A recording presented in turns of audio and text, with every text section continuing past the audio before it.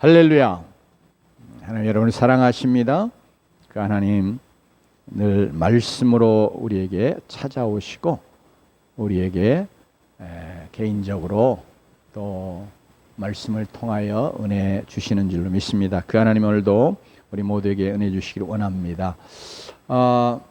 우리 모두는 우리의 성별이나 우리의 어떤 신분이나 우리의 빈부 이런 것에 차이 없이 우리 모두가 다 사실 우리의 삶이 좀 편안하고 우리 가진 것 좀 여유롭게 누리면서 자기 하고 싶은 거 자유롭게 좀 하고 또 어쩌면 또 여행도 좀 다니고 이렇게 살아가고 싶은 그런 자연스러운 바람 또 욕망이라고 표현할까요? 그런 우리 본능적인 욕망을 우리가 다 갖고 있어요. 사실 그렇잖아요.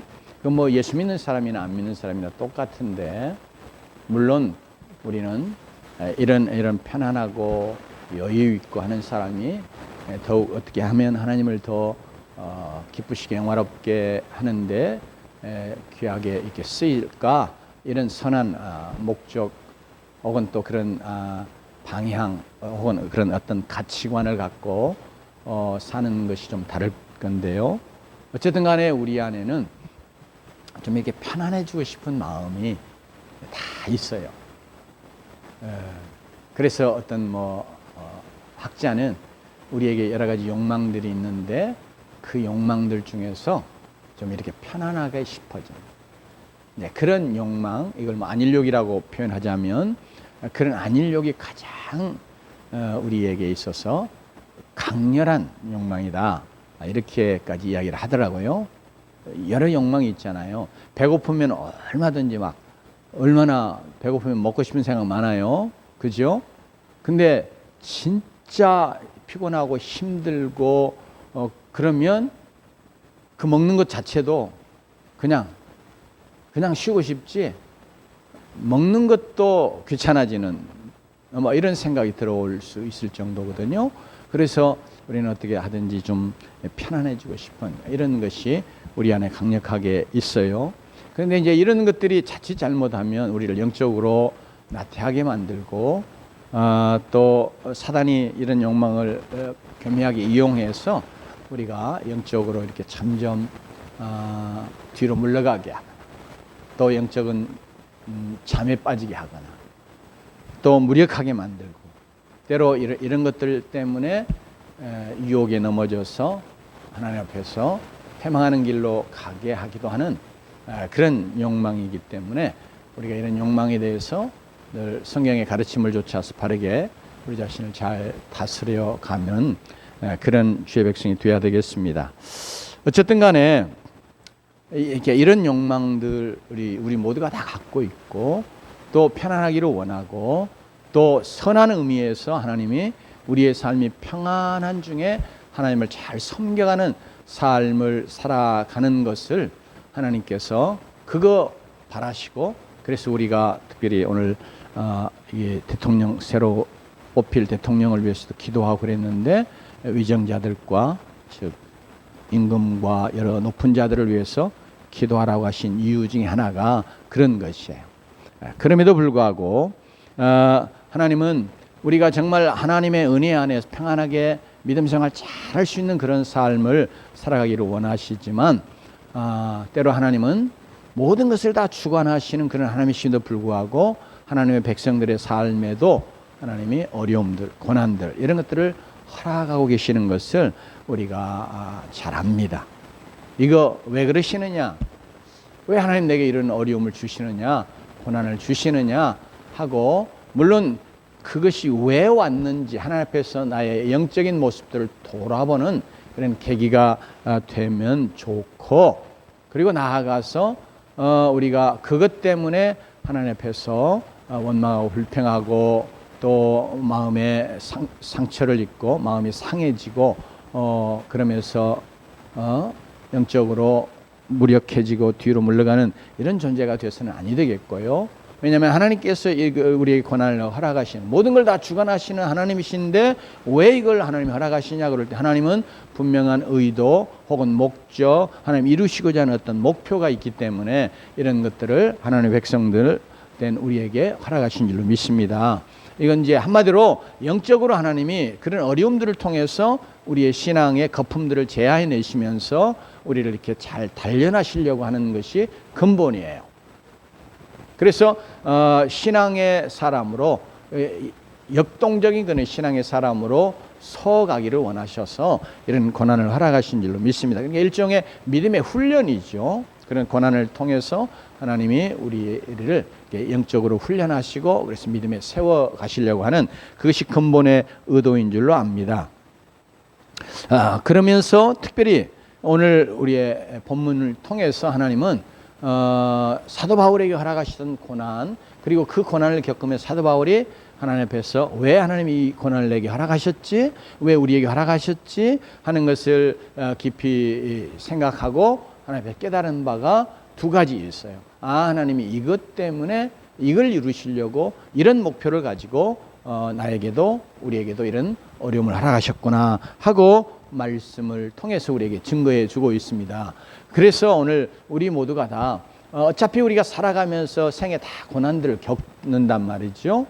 오늘 사도 바울이 말하는 것 같은 그런 정도의 극한 고난은 아닐지라도 개인적으로는 그게 크든 작든 간에 어떤 사람은 능히 감당할 수 있다고 생각하는 것임에도 불구하고 자신은 너무 힘들고 너무 버거워 그냥 힘들어하는 그런 고난일 수도 있고요. 그러나 그 크기와 정도 이런 것에 상관없이 고난은 우리를 참 힘들게 하는 거예요. 괴롭게 하기도 하고 그럼에도 불구하고 하나님이 그것들을 허락하신 것은 하나님이 우리에게도 똑같이 사도 바울의 고백을 통해서 증거해 주시는 것처럼 우리의 신앙을 이제 더 든든히 훈련하여 세워가시려고 하시는 과정에서 우리에게 목표하시는 분명한 목표가 있기 때문에 허락하신다. 그 목표는 사도 바울에게 허락하신 고난을 통해 이루시고자 하는 목표와 또 우리에게도 동일하게 하나님께서 이루시려고 하시는 목표가 동일하다고 봐요. 그렇기 때문에 오늘 이 말씀을 생각하면서 우리가 고난당하고 그냥 고난으로 그 고난 때문에 죽도록 고생하고 힘들어하고 또 영적으로 더 정말 무력해지고 그런 가운데 그냥 이제 시간이 지나다 보니까 뭐 시간이 약이다 뭐 이런 것은 영어에도 있고 우리 말에도 있는데 그런 게 아니라 헛되게 지나가는 거죠. 의미 없이 지나가는 것이다. 그렇기 때문에 오늘 우리는 내게 어떤 어려움이 오든지 간에 그것이 정말 큰 어려움이든 아니면 적은 어려움이든 내가 겪으면서 왜 이런 어려움이 고난이 있지? 이렇게 생각하면서 좀 힘들어할 수 있는 것. 그것이 뭐 정도의 차이에 상관없이 우리가 이 고난을 내가 겪고 있다고 생각이 되면 하나님이 이거 내 안에서 이루시려고 내 삶 속에 이거 이루어 가시려고 하나님이 이런 어려움을 주셨구나 하는 이렇게 깨달음을 갖고 그 고난을 헛되이 보내지 않냐고 하나님이 이루시려고 하는 그런 목표를 우리가 이루어가는 그런 지혜로운 자요 또 영적으로 승리하는 그런 자들이 되기를 원합니다. 그래서 오늘 같이 하나님이 고난을 통해서 우리에게 이루시려고 하는 그런 목표가 뭔가 하는 것을 같이 생각하고 나아가려고 합니다. 8절 9절 우리 함께 봉독해 봅니다. 우리의 본문 8절 9절 같이 읽습니다. 시작. 형제들아 우리가 아시아에서 당하는 환난을 너희가 모르기를 원하지 아니하노니 힘에 겹도록 심한 고난을 당하여 살 수만까지 끊어지고 우리는 우리 자신이 사형 선고를 받은 줄 알았으니 이는 우리로 자기를 의지하지 말고 오직 죽은 자를 다시 살리시는 하나님만 의지하게 하심이라. 이게 이제 9절의 맨 하반절에 하나님이 왜 고난을 허락하셨느냐, 고난을 통해서 하나님 뭘 이루시려고 하셨느냐 하는 것을 사도 바울이 9절 하반절에 이야기하거든요. 우리가 읽었지만 제가 다시 한번 읽어요. 이는 우리로 자기를 의지하지 말고 오직 죽은 자를 다시 살리시는 하나님만 의지하게 하심이라. 고난을 통해서 하나님 항상 저와 여러분에게 어찌하든지 혹은 나에게 속한 무엇 그래, 이걸 자기 자신이라고 말할 수 있는데요. 이런 거 의지하는 그런 마음 다 깨뜨리고 내려놓고 오직 하나님만 온전하게 의지하는 자들 되라. 그것 되기를 원하셔서 그렇게 하신 것이다 하는 것을 시간 우리 바울의 고백을 통해서 우리가 함께 하나님은 바로 이걸 목표하시고 우리에게 고난을 허락하시는구나 하는 것을 깨닫고 마음에 새기십시다. 여러분, 사실 이제 이렇게 고난 당할 때 고린도 교회도 그랬고, 왜 이제 이 이야기를 쓰게 됐냐면, 왜 사도가 고난을 저렇게 당하냐? 복음 전하기 위한 사도가 왜 저렇게 고난을 당하지? 이런 어떤 좀 불신앙적인 의구심들을 갖고 또 그러면서 바울을 이렇게 판단하도 그런 생각들이 사실 교회 안에 없지 않아 있었어요. 그러지 않겠어요?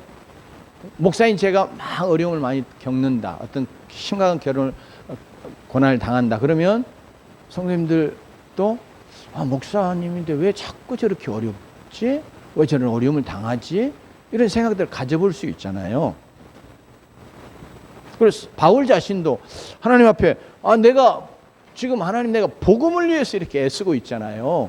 하나님 나를 복음의 사도로 부르셔서 내가 유대인과 이방인들에게 어찌하든지 복음을 전하기 위해서 애를 쓰는데 왜 이렇게 자꾸 어려움에 붙잡히게 하세요? 왜 어려움 가운데 빠지게 하세요? 하나님 도리어 팍팍 뒤에서 막 밀어주는 것처럼 그렇게 막 잘 나가게 해주시고 형통하게 해주시고 그러셔야 되는 거 아니에요? 그런 생각 해볼 수 있잖아요.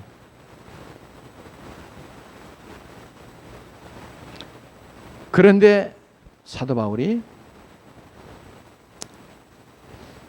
이 고난 속에서 깨닫는 게 바로 8절 9절의 내용인데요. 바울이 특별히 당한 고난은 우리가 겪는 보통 그냥 그런 고난이 아니라 고백하잖아요. 완전히 이제 살 소망 자체가 끊어져 버리는, 이제 진짜 죽었구나, 이제 모든 것 다 끝났구나, 믿음의 사람이잖아요 사도 바울이. 그런데도 그런 생각이 그를 확 덮칠 만큼 그렇게 큰 어려움을 사도 바울이 그리고 함께하는 동역자들이 겪게 된 것입니다. 우리는 구체적으로 이것이 어떤 어려움인지 잘 모르지만 사도 바울의 삶에, 사도 바울이 이 고린도서에 그가 얼마나 많은 고난들을 겪었는지를 쭉 열거하는 내용들이 나온단 말이죠. 예를 들면 40의 가만 매를 3번이나 맞고 40까지 이게 맞으면 사람이 너무 그냥 인간답지 못하게 추해 보이고 그렇기 때문에 이제 아주 그냥 눈꼽만한 것이지만 그의 인격, 인권을 생각한다고 고대 사회에서 생각해서 만들어낸 최고의 중벌 중에 하나가 이 채찍으로 40대를 때리는데 하나 감해주는 거예요. 39대 맞는 거하고 40대 맞는 거하고 차이가 있나 보죠. 안 맞아봐서 우리 모르지만 하여튼 그런 매도 맞아봤다. 그러니까 이것은 막 뼈가 어스러지는 한 막 그런 아픔, 고통, 이제 나 정말 이제 육체적으로는 더 이상 견딜 수 없고 죽었다. 아마 그런 상황이 바로 이걸 염두에 뒀을 수도 있는데, 그러나 어쨌든 간에 사도 바울이 그건 뭐 그 태장 맞는 것은 그 맞으면 끝나는 거거든요, 벌이. 근데 사도 바울은 이제 완전히 사형이다, 이제 이건 죽었다 그 말이죠. 사형 선고를 받은 것으로 생각을 했으니까 더 이상 이제는 내가 살아날 길이 없다고 생각하는 그런 어려움이니까 그런 태장이 아닌 것 같아요. 그보다 정말 우리가 상상할 수 없는 어떤 어려움을 사도 바울이 겪었단 말이에요. 그런데 왜 이렇게 하나님이 정말 사도 바울도 고민을 많이 영적으로 하나님 앞에서 많이 묻고 고민한 것 같아요. 하나님, 내가 복음을 위해서 지금 이렇게 애쓰고 있는데 내가 진짜 이제 살 소망이 없는 이런 고난 속에 나를 왜 놓으셨습니까? 그렇게 아마 영적으로 기도하면서 묻고 그러지 않았을까 싶어요. 그래서 이제 그것의 답으로 하나님이 이 말씀 속에서 자기에게 깨닫게 해주신 바를 지금 사도 바울이 고백하는 겁니다.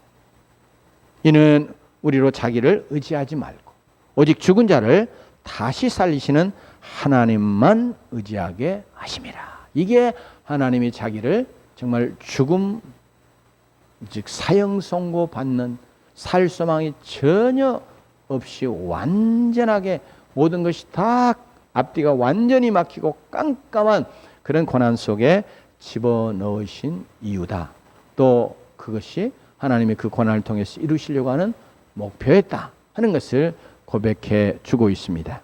여러분, 이 말은 바울이 조금이라도 신뢰할 수 있다고 생각한, 뭐 좀 힘이 된다고 생각하는 인간적인 모든 것, 아무 쓸모가 없음을 철저히 하나님이 깨닫게 하시고 그거 버리게 하시고, 그러면서 이제는 아무것도 기대할 게 없으니 어째요? 오직 바랄 게 뭐예요? 위로부터 오는 하나님이 주시는 특별한 그런 구원의 은혜 아니면 난 이제 완전히 죽었다. 그러니까 그 하나님만 바라보게 하시려고 그렇게 하셨음을 사도 바울이 깨달은 겁니다. 여러분,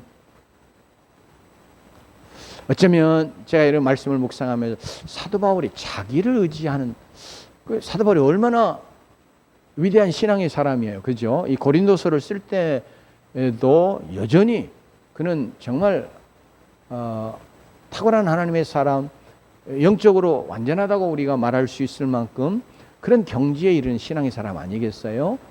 근데 왜 그랬을까? 사도 바울의 생각 속에 자기를 생각할, 또 자기의 무엇을 의지할 만한 뭐가 있었을까? 그거 혹시라도 이제 이렇게 보니까 말씀을 통해서 생각해 볼 수 있는 것은요, 사도 바울이 어려움 당할 때 내가 로마 시민권자야 이렇게 하면서 그 어려움에서 벗어났던 적이 있어요. 로마 시민권자는 함부로 건드리고 정당한 재판을 받아서 그것이 죄가 드러나기 전에는 함부로 구금하거나 벌을 내리고 그렇게 할 수 없게 돼 있는 거예요. 지금 뭐 방탄 입법 해가지고 죄가 있어도 다 죄 없는 것처럼 뭐 이렇게 하는 세상인데, 현대도요. 그런데 이 고대 사회에는 그냥 힘이 있으면 무조건 그 힘이 정의거든요. 권세를 가진 사람이 그냥 사도 바울 잡아다가 그냥 두드려 팼어요. 그래서 사도 바울이 나중에 내가 로마 시민권자야 그렇게 이야기하니까 이제 잡아다 팬 천부장이 두려워서 벌벌 떨었다고 성경에도 나오거든요. 그러니까 사도 바울이 이렇게 로마 천지를 다니며 복음을 전하고 열매가 많이 맺어지고 있을 때 그의 마음속에 자기가 혹시 로마 시민권자이기에 그러지 않는가? 그러면서 또 어떤 상황에는 내가 로마 시민권자됨을 좀 의지하고 그것으로 힘을 얻고 그것도 좀 잘 이용해 보고 싶고 막 이런 마음이 있었을 수 있겠다. 또 사도 바울이 이제 고린도서니까 고린도서에 보면 지혜에 대해서 많이 이야기하거든요. 세상의 지혜, 학문, 특별히 그 당시에 지혜 그러면 이건 이제 철학을 말하거든요. 영어도 필라소피 해가지고 이제 그 철학은 이제 지혜를 이렇게 사랑하는 것, 이제 그런 것으로 이야기하는데, 그래서 철학 자체가 사실은 지혜이기도 해요. 학문이 지혜죠. 우리가 남 놓고 기억자도 모른다 그런 이야기 했는데, 이렇게 뭔가를 좀 배워야 뭔가를 알고 어떤 이치나 원리들을 깨달아 알면서 사람 참 지혜롭다 뭐 이렇게 말할 수 있을 어떤 삶의 행동들, 뭐 어떤 처리하는 것들을 이렇게 보여줄 수 있잖아요. 그러니까 사도 바울은 그 당시에 최고의 학문을 습득한 사람, 그것도 헬라 학문 그리고 히브리 학문, 특별히 로마 시대의 저 다소라고 하는 지역에서 태어난 그가 예루살렘까지 유학 와가지고 그 당시에 가장 이제 최고의 랍비로 그렇게 존경과 인정을 받고 있던 가마리엘 문화에 들어가가지고 배웠어요. 그러니까 자기가 로마 시민권자로 그렇게 올 수 있다고 하는 것, 또 로마 시민권자 되는 것은 로마 태생 자체가 로마인으로 태어나는 게 아니고 그것을 마치 미국의 시민권을 우리가 뭐 요새 뭐 몇십억을 내면 뭐 주는 여전히 그런 이야기가 트럼프 때 나오잖아요. 그러니까 많은 돈들을 로마 정부에 이렇게 기부하면 로마 시민권을 얻을 수 있어요. 그러니까 그 말은 사도 바울 집안이 굉장히 부유했다는 거예요. 그리고 또 그 멀리서 예루살렘까지 유학으로 오는 거예요. 그거 자체가 부유한 거예요. 그러니까 사도 바울은 이제 이런 집안의 출신이면서 그러면서 그렇기 때문에 그런 부를 이용해서 히브리 학문 또 그 당시에 헬라의 학문 이런 것들을 다 섭렵하고 마치 말하자면 통달하기까지 한, 그래서 이제 유대인에게 있어서는 랍비라 부름받는 그런 사람이었다. 그러니까 이렇게 헬라 학문과 히브리 학문을 다 이렇게 섭렵하고 있기 때문에 그가 로마 천지에 어디를 가든지 유대인을 만나면 유대인으로서, 그리고 또 헬라인들을 만나면 헬라인들의 그 지식인들을 만나도 뭐예요? 그의 많은 그 배운 지식을 가지고 이렇게 그들을 대하는데 어려움이 없었다. 그러니까 사도 바울이 이런 것들을 이렇게 은근히 자랑하고, 뭐 자랑은 성경에 나오지 않지만 은근히 이렇게 의지하고 또 그런 거 의지해서 사역하라고 했을 수도 있겠다. 이런 생각을 해봅니다. 그런데 실제로 그런 어려움 속에 딱 하나님 놓아두신 건 사도 바울의 그런 생각들을 다 깨뜨리고, 네가 네의 무엇 때문에 너의 어떤 배움이나 너의 어떤 신분이나 네 어떤 가진 것이나 뭐 그런 것 때문에 지금 이렇게 복음의 역사를 이루고 열매가 맺어지고 그런 거 아니야. 또 그렇게 살아가는 데 있어서도 그런 거 의지하며 살아가는 거 하나님께서 내가 바라는 거 아니야. 그렇게 말씀하시면서 오직 하나님만 의지하는 자 되도록, 그래서 여기서 사도 바울을 완전히 깨뜨려 버리신 거예요. 우리가 아무것도 자기 무엇으로 어떻게 살아날 길이 없을 때 어때요? 완전히 모든 거 다 내려놓잖아요. 포기할 수밖에 없잖아요. 그러면서 어째요? 위로부터 오는 도움, 위로부터 오는 구원, 위로부터 오는 은혜, 이거 바라는 것밖에 다른 길이 없다. 우리 하나님의 백성들 우리에게. 여러분, 그래서 사도 바울이 이 고백을 하고 있습니다. 그러므로 우리 모두에게 이건 똑같이 하나님이 우리에게 어떤 어려움들을 주실 때, 또 우리가 어떤 하나님을 이렇게 잘 섬겨가는 것 같을 때, 근데 갑자기 내가 정말 하나님 열심히 잘 섬기고 믿음으로 막 살려고 하고 그러는 것 같은데 겉으로는, 그러니 하나님 내게 어려움을 주신다 그럴 때 하나님은 우리가 먼저 혹시라도 내가 내 자신 뭐 자랑하고 내 자신 의지하고 그러는 거 없는가, 이제 그거 돌아보게 하시는 것 같아요. 그래서 그거 다 내려놓고, 그래서 정말 하나님 앞에 순전하게 하나님을 섬기고 하나님 일들을 이루어가며 또 순전한 믿음으로 사는 자가 되기를 원하신다고 오늘 말씀을 통해서 우리가 생각하게 됩니다. 그러면서 정말 이제 자기의 모든 것 다 내려놓고, 그래서 어떻게 하라고요?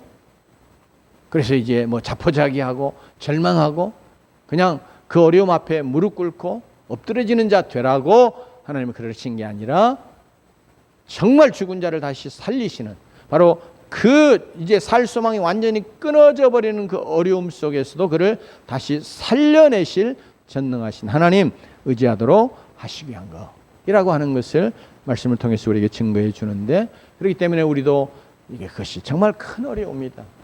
인생을 포기하고 싶을 만큼 그렇게 너무너무 힘들고 무거운 그런 어려움이다. 아니면 작은 어려움이든 간에 하나님은 그 모든 어려움들을 통해서 끊임없이 우리가 내 자신 의지하는 거 늘 하나님 내려놓게 하시고, 그러면서 오직 하나님만 의지하는 자 되기를 원하셔서, 그것이 우리 안에 이루어지기를 원하셔서 그렇게 우리에게 고난을 허락하신다 하는 것을 늘 마음에 새기면서 어려움 당할 때마다 우리가 하나님 의지하는 길로 나아가는 자들이 되기를 원합니다. 특별히 우리가 바라봐야 될 그 어려움 속에서, 고난 속에서 우리가 의지해야 될 오직 하나님만, 이렇게 말했는데 그 하나님 어떤 하나님이냐 그럴 때 사도 바울이 그 앞부분에 긴 형용사 구를 통해서 우리에게 설명해 줘요. 죽은 자를 다시 살리시는 하나님. 이게 절대 능력의 하나님이다 그 말이죠. 인간으로는 완전히 끝나버린 상황 같아도, 그래 절망할 수밖에 없는 상황 같아도 하나님은 다시 살려내시고 회복해 주시고 일으켜 주시는 그런 능력의 하나님이시기 때문에, 그래서 죽은 자를 다시 살리시는 절대 능력의 하나님만 의지하도록 하나님이 우리에게 고난을 통해서 목표하시는 것임을 우리가 다시 한번 마음에 굳게 붙잡는 자들이 되십시다. 사실 우리가 다 믿는다고 해도 정말 우리의 신앙이 관념적일 때가 많거든요. 그러니까 이게 다이아몬드가 이렇게 깜깜할 때 진짜 이게 다이아몬드인지 아닌지, 그 다이아몬드 자체가 빛을 내는 그 빛으로 말미암아 판별을 한다고도 말하잖아요. 그런 것처럼 우리의 신앙이 진짜 내가 하나님을 믿는 신앙이냐, 또 그리고 정말 하나님을 믿는 신앙 되어지기를 원하셔서 하나님이 고난을 통해서 우리의 신앙의 거품들 걷어내시고 그러면서 전적으로 하나님 의지하게 하시는 것인데, 우리가 정말로 내가 이런 하나님 의지한다고 할 때는 내 어려움이 그렇게 크지 않고 내가 다 할 수 있는 것 같고, 그러면 하나님 좀 도와주시면 좋아, 하나님 빨리 이거 없애주시면 좋아, 그래도 여전히 내가 뭔가를 해볼 수 있어, 이런 마음이 우리 안에 이렇게 좀 자리 잡거든요. 그렇기 때문에 내가 하나님만 전적으로 의지한다, 이거 참 잘 안 돼요. 그렇기 때문에 사도 바울에는 완전히 죽은, 이제 살 소망이 없이 완전히 사형 선고받는 이런 어려움 속에 사도 바울도 집어넣으신 거거든요. 그러니까 우리가 다시 한번 하나님 앞에서 우리의 신앙을 어려움을 통해서 늘 끊임없이 점검하면서 내가 내 자신 의지하는 거 있는가, 인간적인 거 뭐 의지하는 거 있는가, 아니 나는 정말 죽은 자를 다시 살리시는 절대 능력의 하나님만 의지하는 믿음 안에 서야 되겠다, 이렇게 하면서 하나님을 의지하는 대로 나아가는 자들이 되십시다. 이 죽은 자를 다시 살리시는, 이렇게 하시는 우리 예수 그리스도를 다시 죽은 자 가운데 살리신 그걸 전제하는 거거든요. 그것을 물론 증거하고 선포하는, 그것의 근본에서 하나님이 이렇게 예수 그리스도를 죽은 자 가운데 다시 살려내시는, 그래서 뭐예요? 우리의 구원을 이루시잖아요. 이런 구원의 역사를 이루신 하나님, 그 하나님이 우리의 삶 속에서도 이 죽은 것 같은 것을 다시 살려내시는 구원의 역사를 이루시는 하나님이다. 즉 구원의 은혜를 베푸실 하나님이다, 이렇게 믿는 거죠. 내 삶에도 하나님이 그런 은혜를 베푸실 하나님이라 이렇게 믿어드리는 자 되기를 하나님이 원하고 계십니다. 사랑하는 성도 여러분, 우리 다시 한번, 참 이게 우리의 삶에 힘들고 어려운 것이지만 내가 어려움 당하면 바로 그 어려움에서 저와 여러분을 건져내실 구원의 하나님, 그 하나님을 전적으로 붙들고 의지하는 자들이 되십시다. 특별히 우리의 삶이 정말 삶의 어려움이 너무 커서 이제 다 끝났다, 이렇게 스스로도 마음이 무너져 내리고 이제 소망을 갖지 못하고 절망적인 그런 마음 상태에 이르러가는 어려움이라 할지라도, 하나님은 죽은 자도 다시 살려내시는 구원의 하나님, 그 하나님, 내게 구원의 역사를 이루실, 구원의 은혜를 베푸실 그 하나님이라고 믿고 하나님을 믿음으로 의지하십시다. 하나님 의지한다고 하는데 하나님 안 도와주시, 나를 그런 은혜 베푸시지 않을 하나님, 이런 마음이 우리 안에 이렇게 이렇게 불신앙적으로 들어온단 말이에요. 그렇기 때문에 오늘 이 말을 통해서 우리가 분명히 깨달을 것은 죽은 자를 다시 살리시는 하나님이라고 사도 바울이 왜 하냐면 예수 그리스도를 십자가에 내어주시고 부활하여 다시 살려내셔서 우리의 구원을 이루어 주신 하나님이라 그거죠. 그러니까 여전히 우리의 삶 속에서도 하나님은 나 같은 것일지라도 내가 정말 이 어려움 속에서 그 하나님을 의지하면 죽은 자를 다시 살리시는 구원의 역사를 이루셨던 그 하나님께서 내게 그 구원의 은혜를 베풀어 주실 하나님이라 이렇게 믿음으로 하나님 의지하기를 원하신 것을 또한 우리가 마음에 굳게 붙잡고 나아가십시다. 4절 6절 한 번 더 읽어봅니다. 같이 봅니다. 시작. 4절로 6절입니다. 시작. 우리의 모든 환난 중에서 우리를 위로하사 우리로 하여금 하나님께 받는 위로로서 모든 환난 중에 있는 자들을 능히 위로하게 하시는 이시로다. 그리스도의 고난이 우리에게 넘친 것 같이 우리가 받는 위로도 그리스도로 말미암아 넘치는도다. 우리가 환난 당하는 것도 너희가 위로와 구원을 받게 하려는 것이요 우리가 위로를 받는 것도 너희가 위로를 받게 하려는 것이니 위 위로가 너희 속에 역사하여 우리가 받는 것 같은 고난을 너희도 견디게 하느니라. 하나님이 우리에게 고난을 주시면 그냥 뜻없이 주시는 게 아니잖아요. 하나님이 그 고난을 통해서 우리가 정말 자기 의지하자고 하나님은 의지하게 하시면서 하나님이 구원을 베풀어 주신단 말이에요. 또 위로해 주신단 말이에요. 그래서 우리가 그것을 경험하고 그 다음에 어떻게 해요?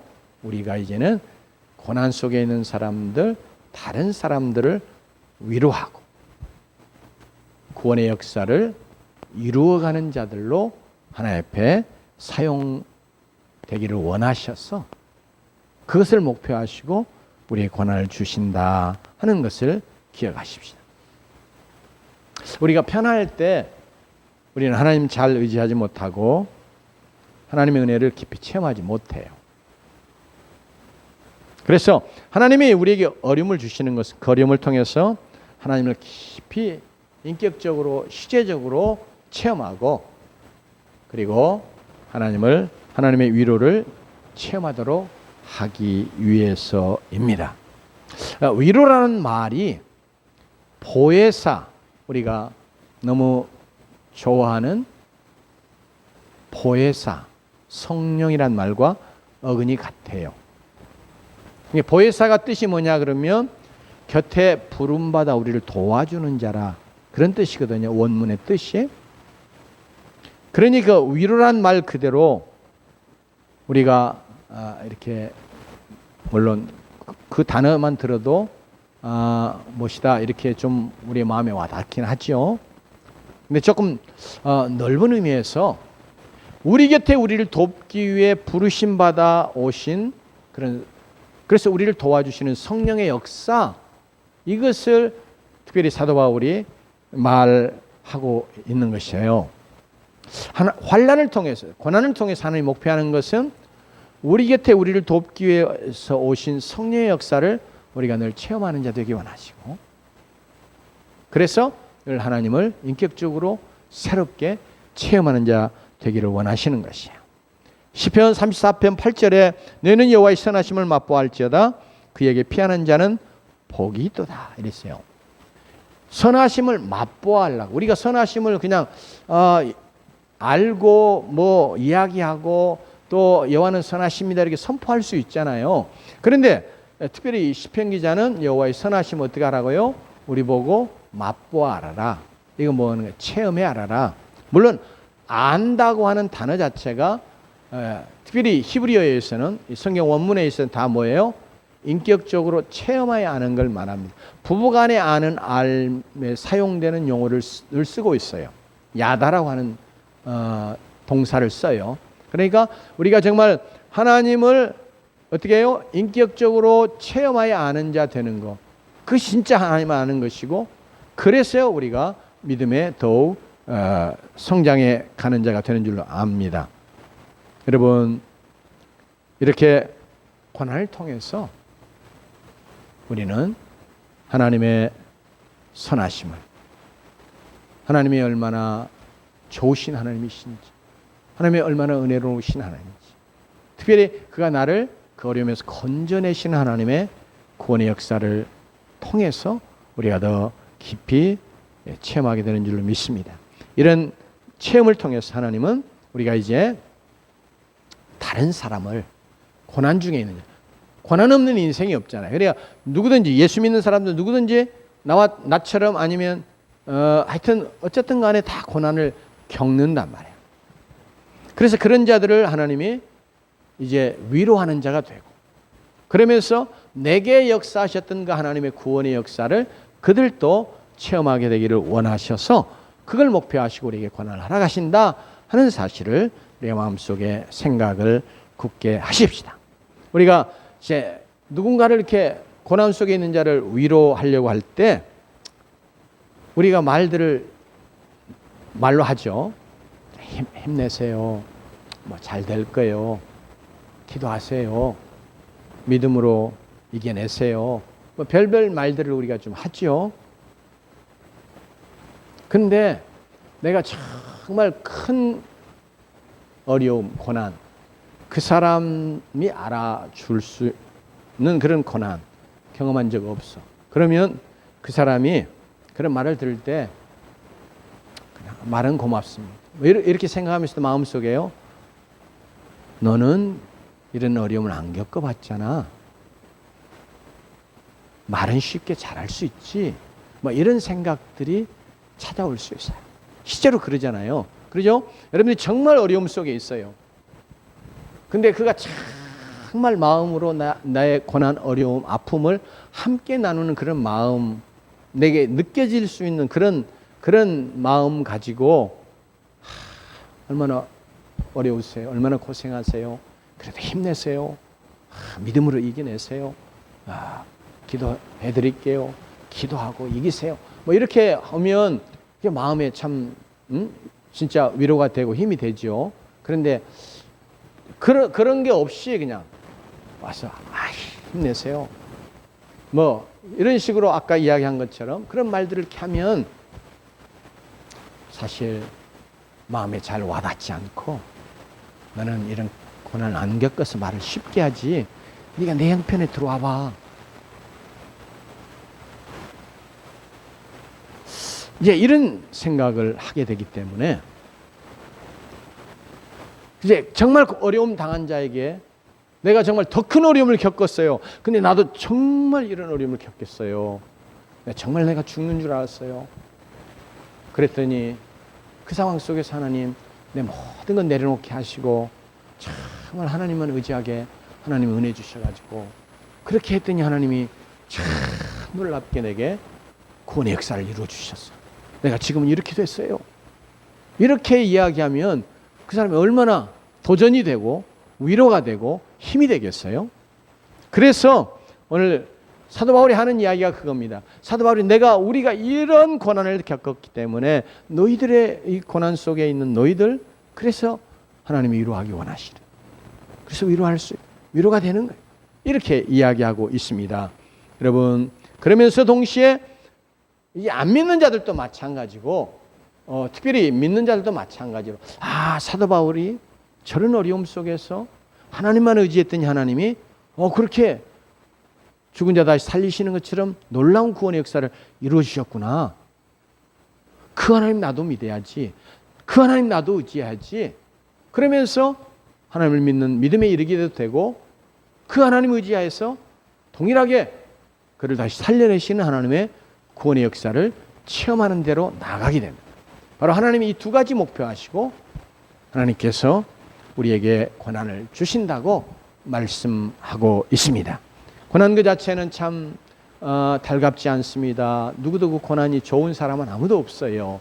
그러나 우리의 인생에 고난 없는 인생은 없고, 하나님은 바로 우리에게 고난을 통해서 우리 삶 속에 이루시려고 하는 하나님의 걸어가신 뜻과 목표가 있기 때문에 하나님 우리에게 고난을 허락하시는데, 오늘 우리 사도 바울의 고백을 통해서 우리가 고난을 겪으면서 자기 자신 의지하는 거 다 내려놓고, 또 하나하나 내려놓은 것 같은데 또 돌아보면 여전히 내가 이거 의지하고 있고 또 저거 의지하기도 하고 그러거든요. 그런 거 하나하나 우리가 다 깨달아 알고 발견하고 그것들을 하나님 앞에 내려놓고 오직 하나님만 의지하는 자 되게 하시려는 것을 우리가 믿음으로 붙잡으면서 더 하나님 의지하는 대로 나아가는 자들이 돼야 되겠습니다.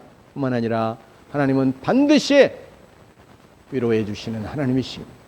보혜사로 우리에게 와서 우리를 도와주시는 하나님이시니까 위로와 구원의 놀라운 은혜의 역사를 이루실 하나님이시니 그래서 우리가 경험하면서 이제 정말 고난당 안에 있는 자들에게 우리가 담대하게 그리고 떳떳하게 그리고 힘있게 하나님께서 그를 위로하시고 구원의 놀라운 은혜의 역사를 그의 삶 속에서도 이루실 것을 우리가 증거해 주고 그래서 위로와 구원의 역사를 체험하는 데까지 그들도 또 믿지 아니하는 자들도 나아가는 놀라운 열매 우리의 삶 속에 맺어지는 자로 우리가 힘있게 고난을 이기면서 나아가는 자들이 되십시다. 이런 은혜가 여러분에게 충만하기를 주의 이름으로 축원합니다. 기도하십시다.